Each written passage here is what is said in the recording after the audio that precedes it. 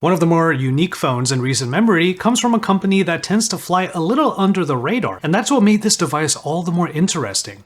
Thanks to what they call the Explorer program, LG left some lasting impressions on smartphone enthusiasts with a phone that looks pretty unassuming at first, until you flick the screen and it opens up a whole new form factor and plenty of new possibilities. But while this might have been a memorable 2020 device, why wasn't it considered one of the better devices of the year? Well, after spending quite some time with this fun phone, I do think there are quite a few reasons why. This is Pocket Now, and I'm Joshua Vergara. What's going on, everybody? Here are my thoughts on the LG Wing. Now, obviously the first thing that people will want to see with the LG Wing is the new form factor. The thing is, if you don't swivel the top screen to reveal the second screen underneath, this is actually a pretty inconspicuous smartphone. The curves on the back and the front mean that the rather sizable phone can be a bit of a pain to handle, but it isn't a far departure from plenty of phones with the same design cues. Because of how large the phone is at first, and especially when the swivel is deployed, this is one of those phones that I felt like I had to put a moft on for general use. The screen is 6.8 inches large and without any blemishes cutting into the content because the front-facing camera is in a motorized pop-up, which is great. The phone is a little thick, but there's an obvious reason for that. The same reason that also explains why there's no headphone jack on the LG Wing. So much for LG being the king of quad DAC powered audio. And this backing here, which is really fingerprint prone, also does not have any fingerprint readers cutting through this shiny gloss. The reader is in the main screen. Of course, the fun of the LG Wing is really in the swivel screen, which moves one way on a hinge with a very satisfying sound and feel. The second screen hiding underneath is a 3.9-inch display that is more squarish in form, but tries to render apps in a mostly comfortable manner. We'll get into the use cases for having two screens at one time a little bit later, but here is one feature that I actually find myself using a lot. Now, you can lock the touch on the second screen here and essentially just make it a handle for the main screen. Hand cramps while watching landscape content might not be that big of a problem, but you all know what I'm talking about, and the LG Wing actually kind of addresses that in a bit of a roundabout fashion. On the topic of the screens, the main display is a Full HD Plus POLED, which means it has the right levels of contrast and color reproduction that we would expect from LG, but a higher resolution or a higher refresh rate would have put this screen over the top. Despite how unique this phone might be, if you're just looking for a normal media or text consumption experience, well, the LG Wing will definitely deliver. Now, having features like a swivel screen and a pop-up camera are immediate wins in my book, because I always have fun with phones that throw at least some of the rules out of the window. But just like with the foldables and even LG's own dual-screen solutions that we saw throughout 2020, there's always a question that has to be asked with each new form factor. What exactly would it be for? Now, foldables are kind of obvious in that you want to get that larger tablet screen experience, but still make it pocketable.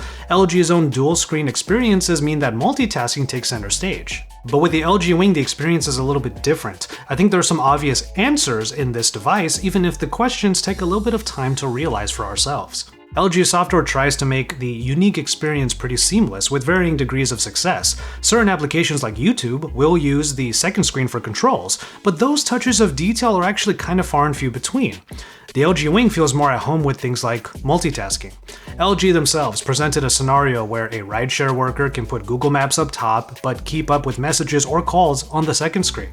And for somebody like me, you know what would happen. A media junkie like me always has to have something playing in the background, so this smaller screen would be perfect for watching like The Office or YouTube videos while scrolling through Twitter or Reddit. Furthermore, you know the gaming experience will come up eventually. Play Genshin Impact on the main screen, while Netflix plays a movie on the second screen. The second screen isn't the ideal way of watching widescreen content, but that's the trade-off that you get for functionality that is this unique. LG knows that this is a scenario people might be interested in because if you were to open up the game bar on the second screen, there's actually a button to go to YouTube, so maybe you have to find a video solving the part of the game that you're stuck on. Ultimately, you have to think of your use case scenarios with the LG Wing.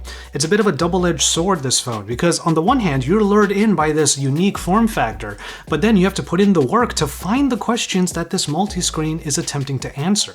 We, the users, are the explorers, given a new set of tools that hopefully solve some of our problems out in the real world, but it's up to us to actually run into or even create those scenarios. But unfortunately, the creation of a new form factor isn't enough to make up for the fundamental choices that were made with the spec sheet.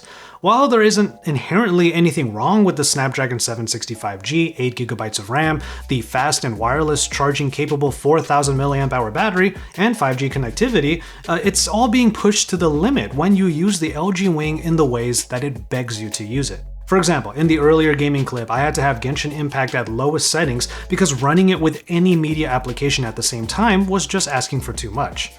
Now, the 4000 mAh battery is a decent size, and I certainly could get through a full workday without many issues, but there's pretty much no way of telling what your screen on time is when you have two screens kind of running at the same time. And as per usual, the promise of 5G is still a conversation of potential rather than actual gains.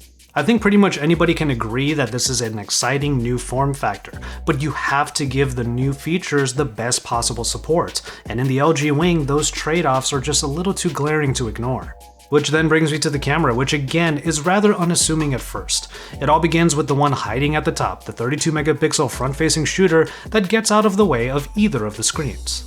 Now, one thing I will absolutely applaud this front-facing camera for is the fact that it can record in 4K resolution. It's something that content creators like myself will always be looking for, and it's great to see LG add that in. LG is known for still trying to provide some tools and features for content creators. It's just that the hardware itself sometimes is a little bit cut at the knees. But I will say, front-facing camera, doing a pretty good job, even if the processing on things like selfies and on portrait mode selfies could still use a little bit of extra work. They're still a little bit too soft for my liking. As far as the main cameras are concerned, the typical photo and video taking experience is done without engaging the swivel, meaning that the experience is classic and familiar. The main 64-megapixel sensor is a good performer akin to LG flagships, pixel binning down to pleasing results and providing all of the features we would expect from the company, from pro manual controls to a fun sticker mode. The supporting wide-angle camera is of the 13-megapixel variety, and it's actually not my favorite. Not only does it lack a little bit in dynamic range, I actually couldn't get past the distortion I was seeing in the edges. Now, videos fare rather well across these cameras though, especially when you get into the Pro Manual video mode, where higher bit rates and minute settings can be accessed to capture good quality footage in good lighting. Speaking of which, low light situations are still one of LG's weaknesses, and it's definitely something they should address to keep up with their competition. But the focus of the LG Wing was a new camera shooting experience with a gimbalized third sensor. One that is a wide-angle sensor, but is physically rotated for shooting in the T formation. You can kind of use the front-facing camera while in this mode, but only for dual recording modes where footage is captured simultaneously by both sides. The thing with the gimbal mode is that videos are always captured in 1080p because you're cropping into the wide-angle sensor to achieve that stabilization. But this also gives the shooter the ability to move the frame of capture via a joystick, hence the T formation being the handling experience for this mode. It's replicating a physical gimbal using software tricks. I'm all for introducing a new way of shooting like this, yet I can't help but come back to my thoughts about this being a toolkit that doesn't have the best tools. I understand that the wide-angle sensor cropping in means 1080p capture, but imagine if it was 4K capable. Even then, the 1080p footage just pales in comparison to what you can get using the main shooters anyway. And unless you're a real run-and-gun type videographer that needs a gimbal to stabilize your footage, getting stable footage from the main sensor at 4K in the classic way isn't impossible. I mean, just look at these two clips together and you tell me in the comments if one is actually so much more stable than the other. So just like with the form factor discussion earlier, I think there can be uses for a gimbal-like stable shooting experience, but you again have to run into or create those scenarios yourself. It pretty much boils down to this: if you're not actively swiveling the screen to enjoy multitasking media or to shoot in the gimbal mode, then why mess with the classic methods if they're already pretty good? Now don't get me wrong, this isn't to say that anything in the LG Wing isn't fun. As a matter of fact, it's one of the most fun phones that I used in all of 2020. But equally as memorable as the phone itself are going to be those moments where you're having fun with the phone, and then you run into a little bit of a stumbling block that makes you think, damn, I wish it had this, I wish it had that. And that is enough to just take away enough of the fun that you have to have this kind of opinion about it. You see, that's the trouble with the LG Wing. It's got so many great ideas that are just cut at the knees to be truly effective. Make no mistake, this is one of the most memorable phones I've used recently, but my enjoyment with it requires some ingenuity, as well as the expectation that in engaging these unique features, performance might ultimately take a bit of a hit.